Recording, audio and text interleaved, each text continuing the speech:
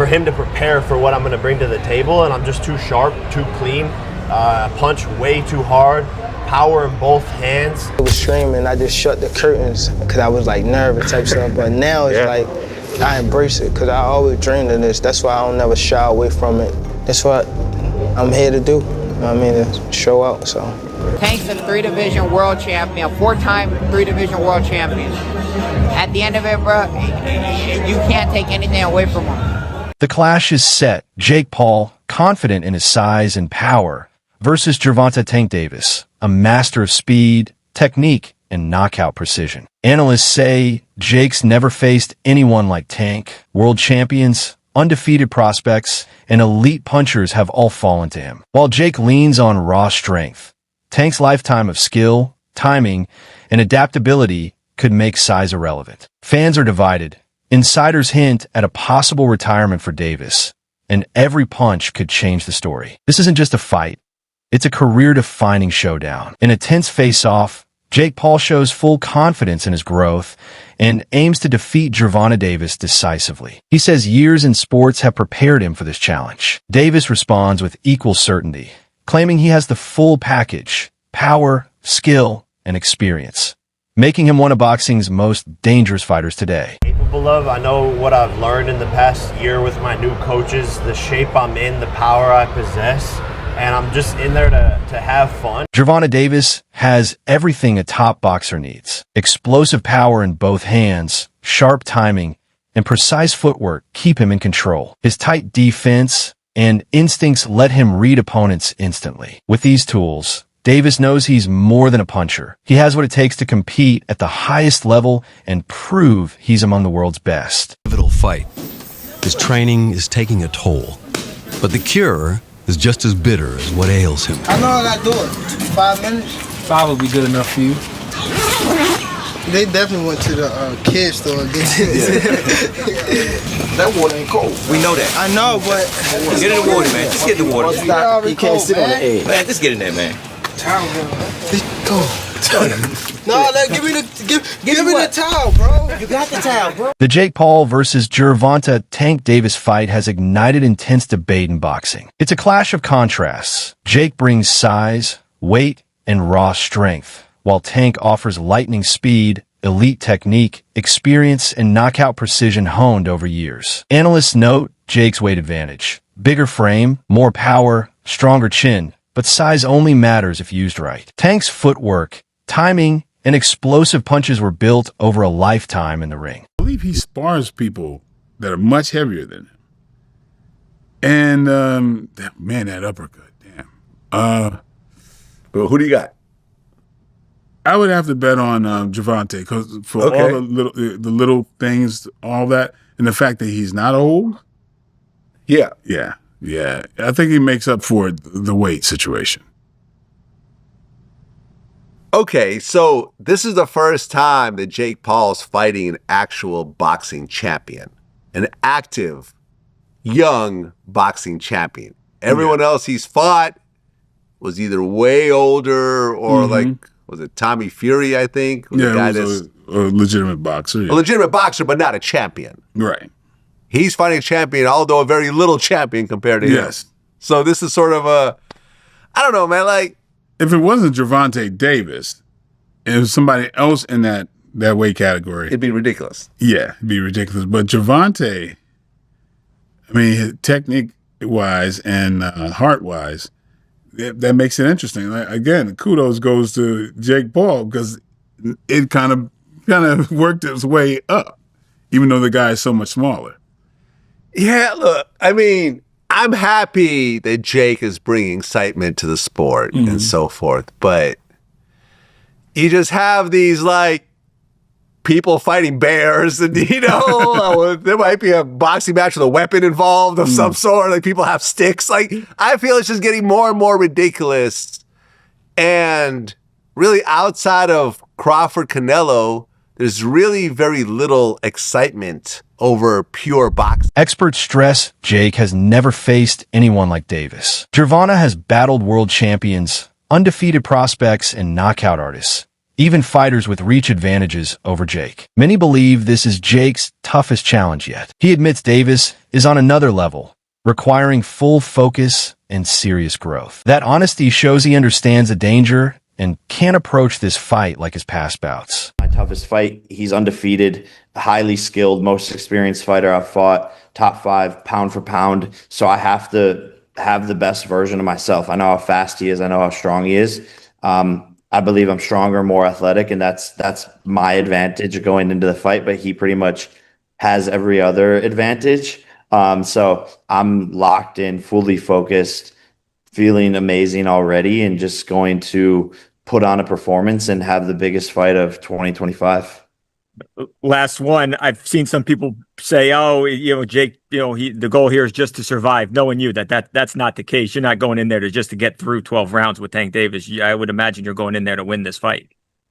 Oh, absolutely. Tank's going to be the one surviving. I'm going to, upset a lot of people, and again, they're going to have to say that there's some crazy excuse, fights are rigged. They can't use the steroid excuse because we have full on random drug testing at any time. They could literally knock on my door right now. So they can't use that excuse. And obviously I'm suing people who say that the fights are rigged. Piers Morgan already had to retract his statement and kiss the ring. More lawsuits are coming for these people who are lying on my name because it's just simply not true. And we're willing to prove that in court. But I'm actually flattered that the only thing that people can chalk up these wins to is that the fights are rigged, because it's honestly the greatest compliment. But again, I'm going to knock this guy out and probably create one of the most viral knockouts in the history of boxing. Public reaction is mixed. Confusion and curiosity collide. Some fans argue it's not the matchup boxing needs, noting the sport has plenty of exciting contenders for Davis. Yet the spectacle around Jake Paul keeps eyes glued. While it may not settle any debates in the ring, the fight will draw massive attention and spark conversations long after the final bell. Junior was at cruiserweight. Chavez Jr. was a former world champion at middleweight himself, and that sort of made sense. And it was a good win for Jake Paul. He come out there and he beats an ex-world champion. He gets a little bit of credibility, and you go, right, now you're heading in the right direction. You're starting to be okay, all right. Former champions, former fighters, but at least they're boxers. They're not MMA stars, and whatnot. So, yeah, I think that was a move in the right direction. Gervonta Davis is just a little bit of a freak show for me. Yeah, I agree, Spence. I mean, the size difference is a bit of an annoying one as well. But also as well, I hate when they put exhibition in it, because then you think how seriously they're really going to take it. I understand it because of the money involved, but realistically, if there can be a winner, Gervonta Davis should take him out regardless of the size pretty easily and pretty quickly. I agree, mate. Totally agree. Gervonta Davis is an active fighter. Like I say, still a pound-for-pound star. Very heavy-handed as well. He should have the movement, forget the size, to be able to slip inside and take Jake Paul out. That's the reality of it. But, yeah, I just find it all very, very strange. Look, I thought that an even stranger fight, to be honest, was Jake Paul versus Anthony Joshua. You look at that fight and go, who's going to sanction that? God forbid something happens to Jake. I think that what he's doing for the sport is brilliant in his own right. He's bringing new fans into the sport. He's doing excellent for women's boxing as well. You can't take that away from the kid, and he's been working hard as well, and he's improving. But going in against Anthony Joshua, a former 2-time world heavyweight champion and still an active fighter, that's a suicide mission for me. I think that Anthony Joshua, and you look at Francis Ngannou and look at what AJ does to Francis Ngannou, who would win out of Jake Paul and Francis Ngannou? Former UFC fighter Mike Perry gave a blunt take, noting Davis hasn't delivered the same knockout moments recently as earlier in his career. Perry didn't question Tank's power, but highlighted rising expectations. Fans now expect spectacular finishes every fight. That pressure intensifies, especially against a bigger opponent who can absorb more punishment. Jake is big. Tank has a lot of skill, but I don't think he's the same Tank that we saw the most incredible knockouts. We saw him, Lamont Roach performed great.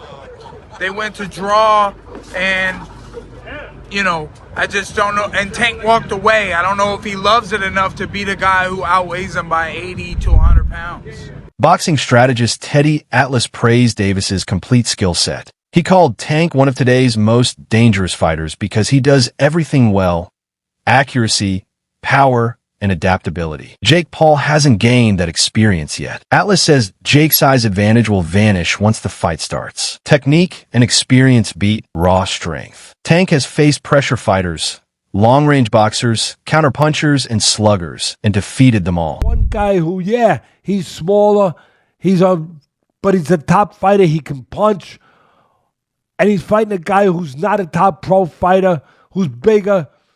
What if he hits him on the chin? What if he hits him on the chin? It'll wind up selling.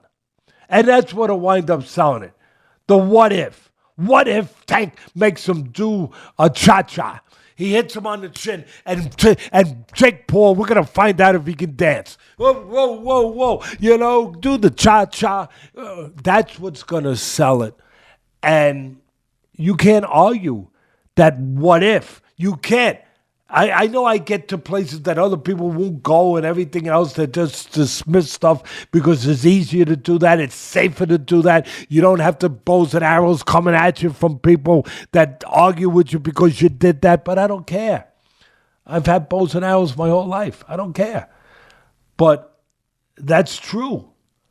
That what if?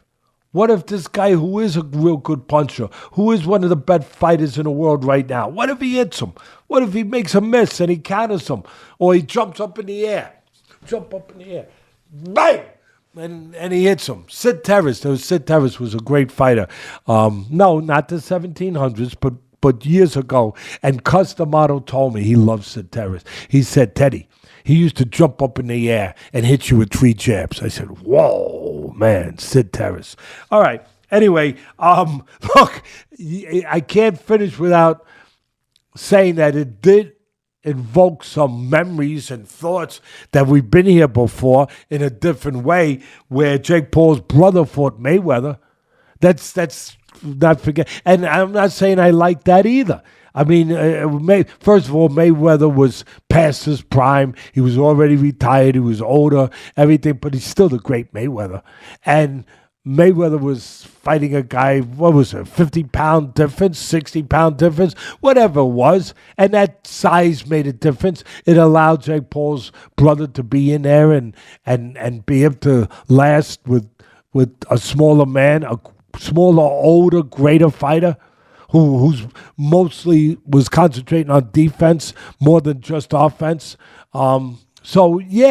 It's kind of like we've seen this already in that version of it, and we didn't really like it. I don't think I liked it that much, to be honest with you. Former opponent Rolly Romero praised Davis, noting he's achieved more than many fighters do in a career. Tank has proven he can hurt bigger men and handle stronger challengers. Moving up in weight isn't new. He's shown he can punch through size disadvantages. Romero believes Davis remains one of the world's best and can win even when doubters question him.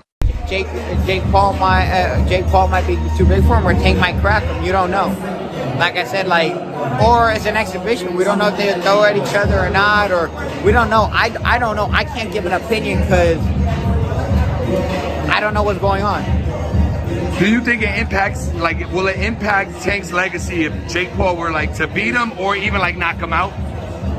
Dude, Tank's a 3-division world champion, 4-time 3-division world champion.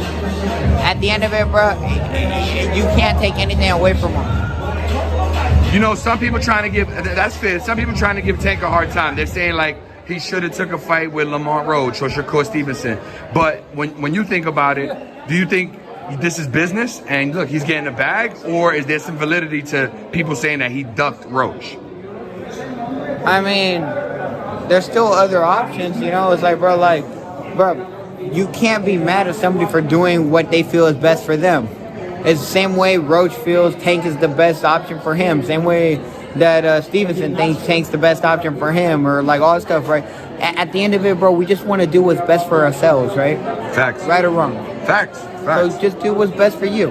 Yeah, no, I mean, me personally, it don't matter what my opinion is, but I don't think get the money while you can get the money is my opinion. But some fans are going to have a hard time. It's not even about the money, though, man. It's regardless of anything, get the money when you can get the money, but it's not even about the money. There's so much more to this sport in this world than just money, man. It's just do whatever you feel benefits you the most, right? Talk of Davis's future has added intrigue. Some insiders say he might retire after this fight. With world titles, sold-out arenas, and countless highlights already, financial security and family time are now priorities. If true, this fight isn't just entertainment. It could be a final chapter, a chance to exit the sport while still at the top. Man, on what you making? Again, there's nothing wrong with Tank going to get his money, but let's all be clear that that's all the fight is for Tank.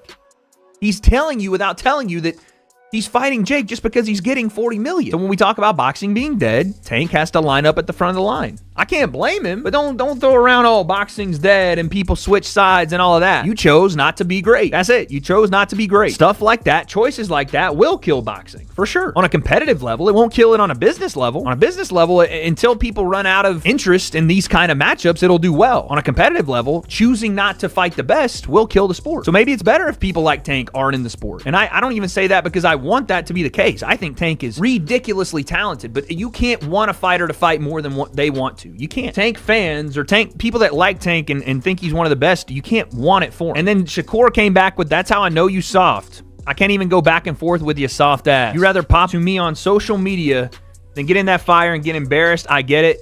Peace and blessings upon you, cuz. He says, the people got your chest out so bad. You talking like you a killer, forgetting that you the one that runs, bitch. I'll be bring the fight to you. This dude, a made-up character.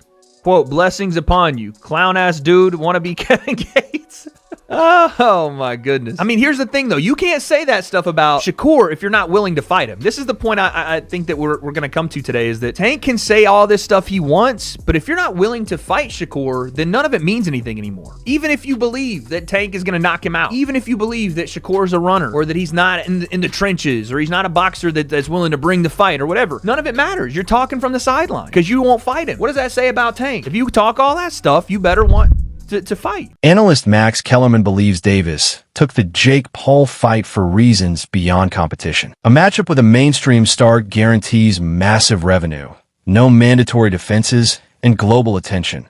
A single big payday. For Davis, it's a fitting way to cap a career of tough battles. Experts agree the fight will hinge on rhythm. If Jake pushes Tank back, he might find success, but if Tank closes the gap and uses his speed, Jake could panic, and panic leads to mistakes. Like Gervonta, who I personally think has been checked out for way longer than this last fight. I think he was checked out prior to the Roach fight. I thought this was all going to be in the works, where he was supposed to beat the 16-1 Roach and then go on to fight Jake Paul and then call it a career, because I think the people around him understood there wasn't much left in the tank for him in terms of his want or his desire to be here. He did an interview with Dan Canobio about 18 months ago where he was like, yeah, man, I just kind of want to raise my family. I don't know how much left of boxing for me. I don't want to see a therapist. I want to, I need to, but like, I don't want to take away from my fighting.